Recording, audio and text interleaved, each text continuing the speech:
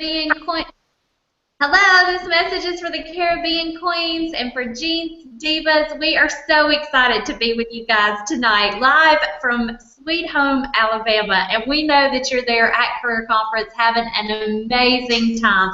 I first of all want to applaud and congratulate you for choosing to make sure that you are staying tuned for your education. It is so important for you guys to plug in. You know, it's not just some saying that those that show up truly do go up. And I'm excited to have two guests with me tonight on our live chat. We have the sensational Susan Graham. Susan, would you like to give a shout out and say hello? Hello, ladies. And Susan is live with us from Pell City. And then we also have the sensational new sales director, Samantha Patrick. Give those Caribbean Queens and Jeans Divas a shout out and a hello. Hey, ladies. All right, you guys. Well, what we're going to do is I'm so excited to be able just to kind of do some Q&A with these brand new sales directors. The first thing I'm going to ask them to do is just share a little bit about their stories because I want you to feel like you get to know them just a little bit. You know, Mary Kay always said that women who achieve something great are simply ordinary women with extraordinary determination, and they certainly have both exemplified that within this past year, and they have very different stories. And I'm going to start with Susan. You guys, she has been in Mary Kay for a period of time, for over 11 years. She has been a part of Mary Kay, and she made a decision that she wanted to change her career path status and followed that decision by the action. So, Susan, will you just tell them just a little bit about your story and your Mary Kay journey? Yes, I will. Thank you, Beth. Like she said, it was about 11 and a half years ago, and I decided to start selling Mary Kay. I'd been using the product, but had given up coaching, and so I was losing a coaching supplement. And because of that, I thought, well, I've got to do something to be able to make extra money, and I knew that my consultant had been asking me for years if I wanted to sell Mary Kay. And so that's when I went into it, and honestly, I was just satisfied selling. I just needed the extra money for my family. My girls were young and junior high, and one was going into high school, and it was just great having that little extra money to take care of all the things they needed as teenagers. And as the years progressed, I've been satisfied with my customers continually buying more product from me, and so I had a very strong customer base. And it just came to me that, you know, I was kind of in and out of a red jacket, never could stay in that red jacket consistently. And so I finally did just what Beth said. I made the decision that I wanted to be a strong red jacket. And once I got that 5th team member, it was I got so excited, the adrenaline got to going so strong that from that, I started moving up the career path and then became a director and started driving my first free car. And the journey has been wonderful. I really wish I had started sooner, but I think that I personally wasn't ready years ago when I first started. So it's just, I've really developed through the years with Mary Kay. I love your story, Susan. I love your story. Well, and you know, we all have different stories and journeys in Mary Kay. And one of the things I love about Samantha's story, and I'm going to ask her to share a little bit next, is that she is one of the most persistent people that I know, and she goes over, under, around, or through any obstacle that would stand in her way. She would tell you that she's a very busy mom. She has a lot of life outside of Mary Kay, and just like Susan, you know, had earned her car, became a sales director, she still has a very full-time job. Samantha did the same thing, just with different stuff. And so, Samantha, would you share just a little bit about your story and journey? Yes, thank you, Beth. My name is Samantha, and I have been building my Mary Kay business for about 5 years now. And I am happily married. We actually celebrated our 13th anniversary today, and we have 3 little boys, an 8-year-old and 2 6-year-olds. Yes, I have twins, all boys.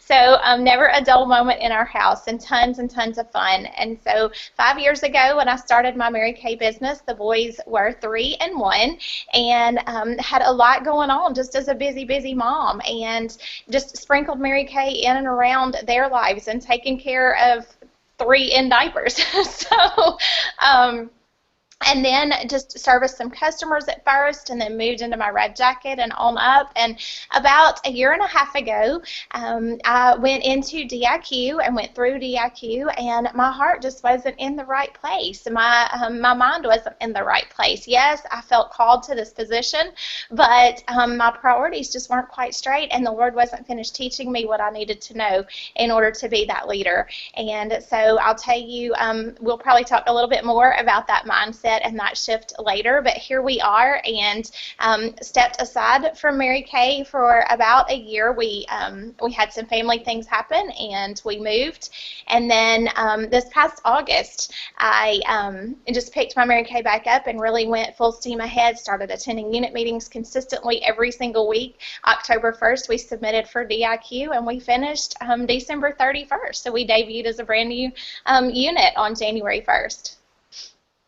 I love that story, girl. And you know, the consistent persistence of showing up. Once again, you know, you as Caribbean Queens and Jeans Divas are there on a Saturday because you are willing to show up, and that commitment led Samantha showing up every single week to what was available to her to that position of a sales director. So one of the things that I know they're probably dying to know is, all right, from the point in time that you made the decision, you know, I've always said from that point in time you make a decision, whether it's 11 years, whether it's 4 years, whether it's 4 days, I mean, whatever. From the point in time you make a decision to the point in time you really achieve that quantum leap, all right? There's some specific things that have to change in your to-do list. Now, your home list and your work list and your priorities, it didn't change just because you submitted for DIQ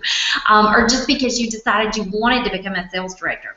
But your priorities of things that you fit into your day, it did have to shift. And so what I would love, Susan, first of all, for you to maybe address, or what are some specific things that you did, like having this full-time job, and how did your to-do list or your priority list or your time management change when you made that decision, as far as maybe some systems or strategies or things you put into place to let that operate for you? Okay. Well, when I first started Mary Kay, I was a PE coach, and since then, the last 7 years, I've been a school counselor. And so school would end about 3 o'clock, and we can't leave until around 3:15. And I would find that the school building would empty out, and my car would still be in that parking lot, and I'm sitting at that desk doing work that's never, ever finished. And when I decided to move up in my business, to pump it up a notch, I realized that I was giving my JOB more time than I was being paid for. The things that I was doing after hours were things that I could do when I was on the clock. And so I started using my weekly accomplishment sheet, my 6 most important things, that list that I would make. And when school ended and it was time for people to leave, I left with everybody else, and I got in my car, and that's when I headed out to do facials, parties, to go into businesses and, you know, pass out my business cards, whatever it was. I utilized my time to work my business until I knew my husband would be coming in for supper. And I found that I got so much done between 3:30 and 6 o'clock, and it was just amazing. And then after supper, I was able to do phone calls and texts or whatever with referrals that I had. And so I just found ways to work it in my day and utilize my weekends better. And during my breaks at school when I had my lunch, I was able to could eat my lunch alone or at my desk. Well, I chose to do Mary Kay, and that's when I would, make the phone calls or send out the text to those referrals to get that out. So I just kind of salt and peppered my day with Mary Kay. I love that, and it certainly flavored it very well, would you say? And it look different for so many of you. I don't want you to hear Susan's story and think, well, that was fine for her, but I don't get off at 3:30. That is not the point. The point is that Susan took a look at what time that she did have, not the time that she didn't have, because you guys, I know, women who worked like 80-plus hours in a week, and they certainly, maybe some of them didn't work the Mary Kay business during the week, and then they did this blitz day on Saturday that looked like, this is my power day, and so I'm holding a 10 o'clock, a 1 o'clock, a 3 o'clock, and a 5 o'clock. And did they have to choose to work Saturdays for the rest of their life? No, but they chose to do that for a window in a period of 4 to 6 months so that they could have their Saturdays for the rest of their life. And so taking a look at what time you do have, not worrying about time that you don't have, I think is really critical.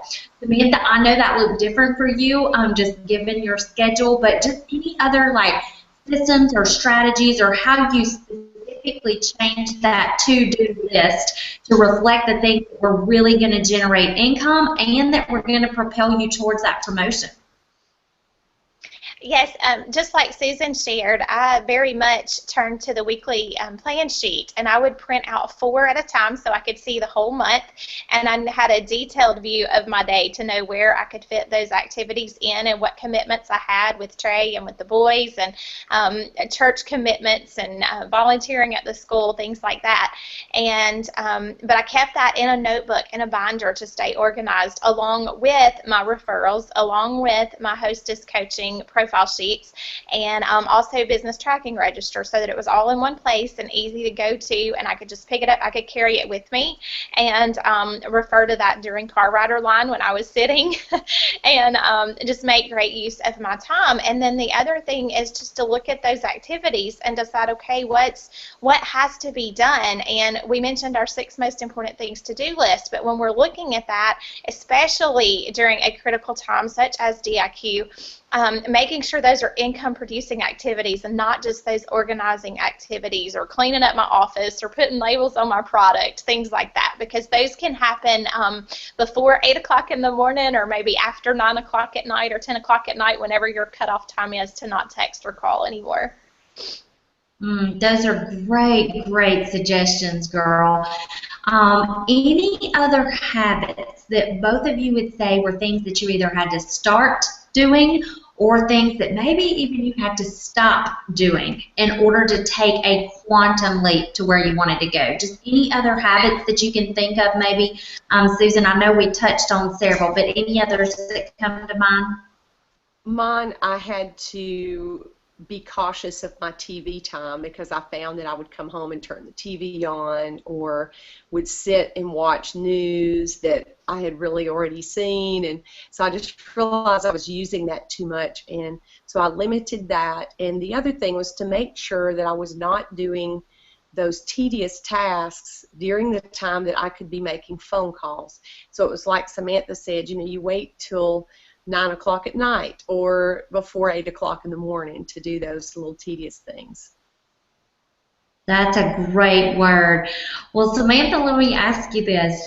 Sometimes people say, how do you stay disciplined? Or how do you stay, motivated, internally motivated, when you know you're going to get disappointments, you know you're going to get no's, and we say that often. The only difference in between where you are as Caribbean Queens and Jeans Divas that are maybe just not yet sales director, the only difference between where you are and where these 2 new sales directors are the number of no's that they have received. And that all sounds well and fine until we're getting all those no's, right? And then we're like, oh, this is not the fun part.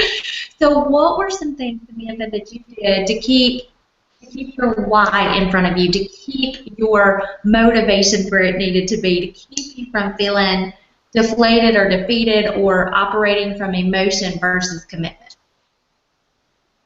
Yes, there's a couple of things. One of the things is the $1,000,000 message that's available for all of us, and I'm sure you've heard of that. If not, we can get that number for y'all. But the $1,000,000 message is a great way to just start off your morning, and I found that after I dropped the boys off at school, this is just what time worked for me. After I dropped them off at school, I had about 10 minutes to drive back home, and so I would just start that message and listen to it on my way back home, and that way I was pumped up and ready to go for the day.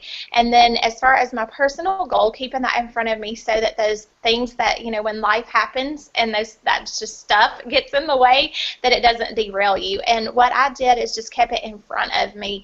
And for me personally, I had it in my office and in my car, which is where I spend a lot of my time. I mentioned those car rider lines.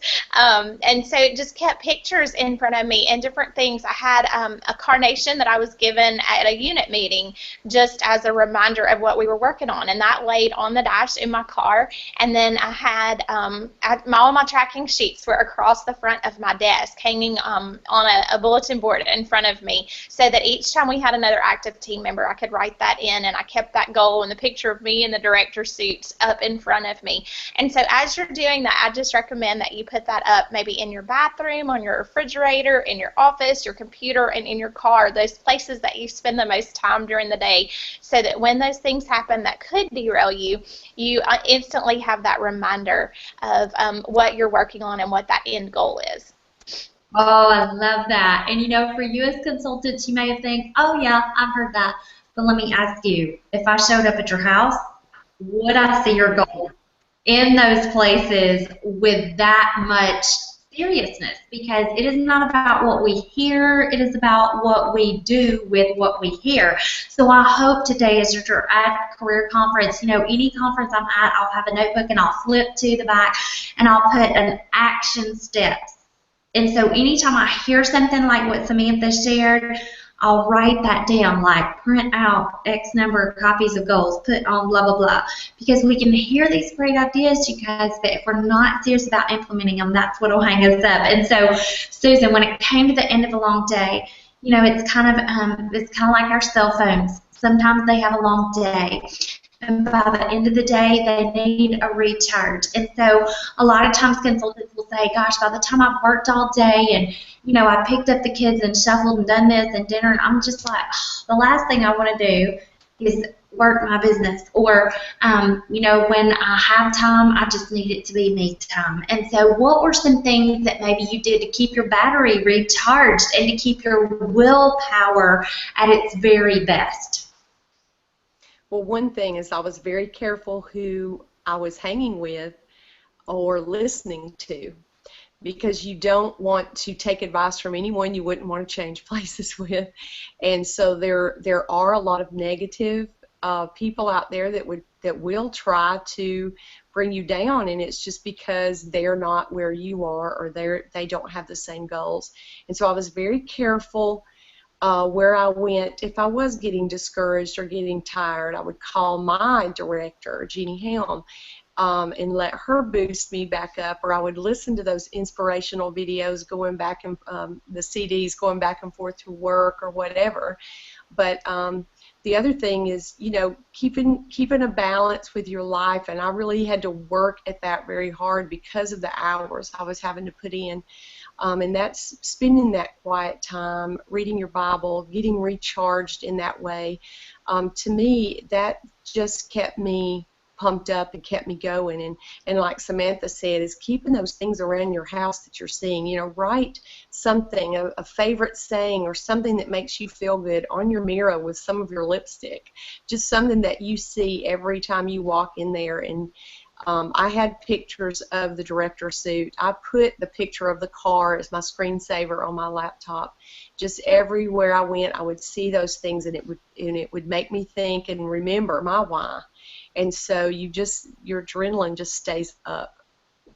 It definitely does, and it makes it worth it when that why comes to fruition. And one of the greatest celebrations was getting to be at the dealership with Susan when she and her family got to come and pick up their first Mary Kay card. You know, her husband is precious. I love him, and for a long while he said, well, not in the negative way, but you know, he just would say, well, I'll believe it when I see it. So we get to the dealership and Susan signing the papers, and we're taking all pictures, and he said, well, I told her I'd believe it when I see it, and I see it. This is for real. And so, Susan, what was that experience like? Oh my gosh, just celebrating that with your family. Describe that for us. It was so exciting because both of my daughters, they're 25 and 27, and now they're both consultants too. And for them to get to come and see that, they were just so excited. But my husband, he definitely wasn't saying it in a negative way. He in his mind, he was thinking, how can a company give people cars to drive? And he just could not believe that that could actually take place. And so it still blows my mind every morning when I crank it up from the house, and by the time I get out there, my windows are de-thawed. I mean, it's just so wonderful. I love the little extras that's there, and it's all worth it. All of it was worth it. All of the no's was worth it. That's right. And you know, I've told Samantha the first time I saw her in her suit, I thought I was going to have to like redo my whole face because just that's the picture I'd had in my mind, and I know that's the picture that she had had up in front of her. And so, Samantha, what are just some of the most exciting, joyful things? Just even so far, you guys, we're even about to celebrate her debut, and she is in the process of earning her first car. But what are maybe some of the most exciting things so far, moments that made it so worth it for you to press through? That moment to get to call you and say it's done, the numbers are in, it's done, and then attending my first leadership this January. Oh my goodness, y'all, it is so worth it. And I don't even know if I can describe what leadership is like other than the only thing that I can maybe say is it's like seminar on steroids, but it's all directors. There was this sea of blue this year, and it was absolutely wonderful. And then, like Beth said, when she walked up and saw me in the suit and there were tears in her eyes, there was so much joy. Knowing that she was proud of me and that I had finished and I had accomplished something, and it's something that my family, it's something my husband and my children can see that I accomplished, and I did it, and I did it for us, I did it for our family. And then so excited to see my unit and to be able to see them reach their goals through me reaching my goal and them pushing forward, and the confidence that it's built in them has been just such a joy. Well, here's what I'd kind of like to wrap us up with. Sometimes in order to get from here to there, it requires a shift in our thinking. We talk about these 6 inches in between our ears and how important and how critical that is. And, I think that you probably both had the skill quite some time before you had the will or maybe the work to back it up. And when we talk about changing our mindset, changing our thinking, and how do we think bigger, I know that's a change and a shift that I very much saw take place for both of you.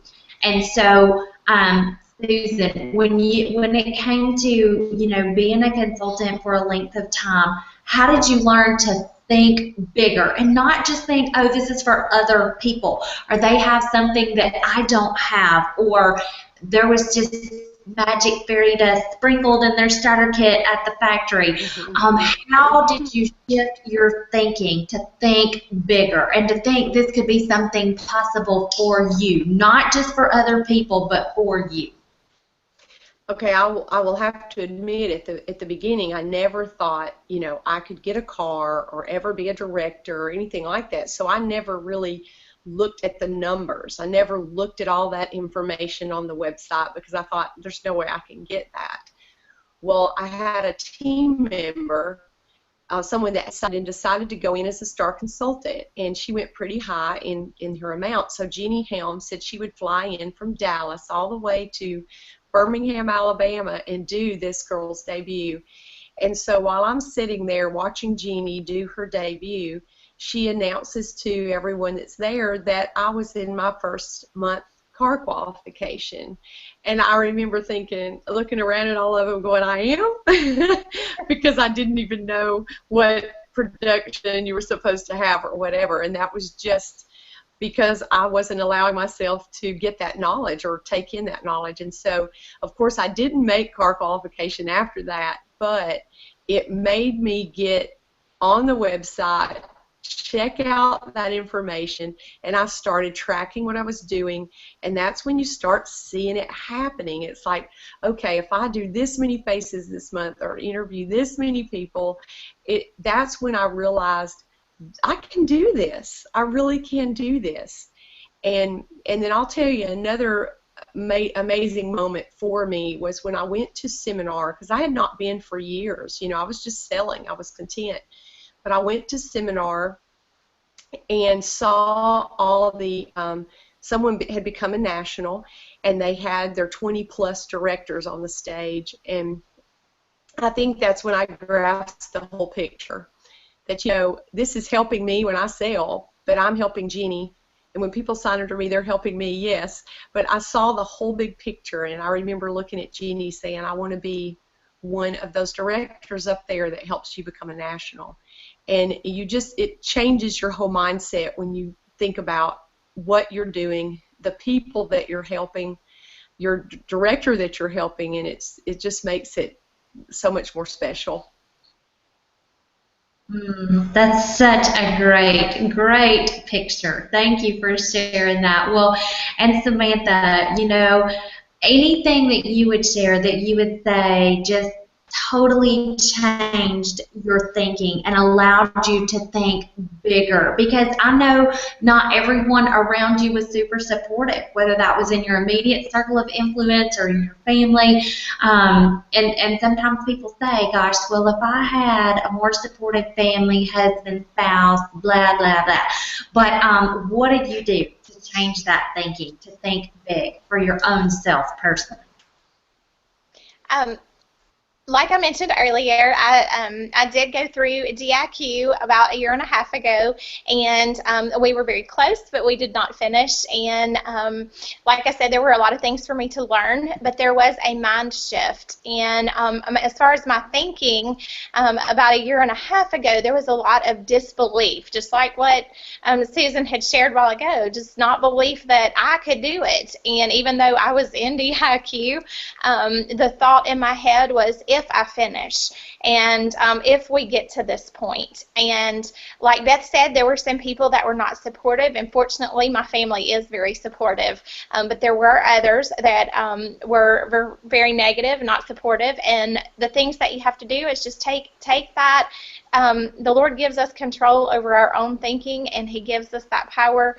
And so you fill it with Scripture, you fill it with affirmations, you do whatever you have to do to dig deep, and you change that thinking, you change what's there.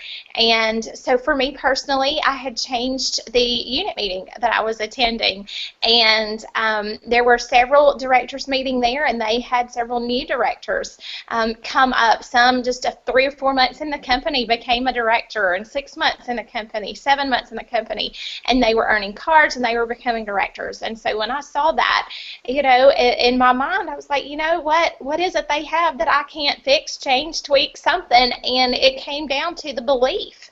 It came down to the belief in myself and the belief that I could do it. Never was it a question of the belief in the company or that it was possible, but just the belief that I could do it. And so after seeing that, I just, like I said, I started attending unit meetings regularly in August, submitted in October, and we finished in 3 months. So it's just that way of thinking and that shift in that mindset. Well, I want to thank you so much, both of you, for your investment of time. And what we would say for both of you, Caribbean Queens and Jeannie Stevens, is that we want you with us. We want you with us. And I love what Mary Kay used to say. She said, you know, I don't want you to be like me. I don't want you to be like Beth or like Susan or like Samantha. God has given you specifically gifts and talents and abilities that we don't have. He's given you those things to be celebrated. And so we want you to be you, and we want you to be with us in the sales director suit, if that is your dream or your goal or your vision by seminar, because you know what, you're sitting there in March at career conference, and anything, you guys, anything is possible by the time seminar gets here. And maybe you're sitting there going, oh, I don't really know, is this directorship thing for me? You know what? It may be for somebody that you recruit and somebody that you know. You might be excited to be a thriving, happy, just saturated, juicy red jacket. And it may be one of your team members that goes on to become one of those sales directors in this ostentatious national area. And so you just never know. I always say you never know whose dream is tied to your obedience. And so I have one closing thought, but just before I share that, Susan, are there any last words that you would share with the Caribbean Queens and Gene Stevens? Just don't give up. Keep going for your dream, and it will happen. That's a great word. And Samantha, anything else from you, girl? Whatever your goal is, like Beth said, it may not be DIQ, but for some of you it may be the court of sales or the court of sharing, or you may want that car, you may want to earn that car. Whatever your goal is, go for it and do it now. Oh, do it now, do it now. Mary Kay used to say that. I am a member of the Den Club. Do it now, do it now, do it now. So that's what we want to leave you guys with. Just go do it now, and we can't wait for you to join us. Thank you guys so much, and have an awesome career conference. We look forward to seeing you soon.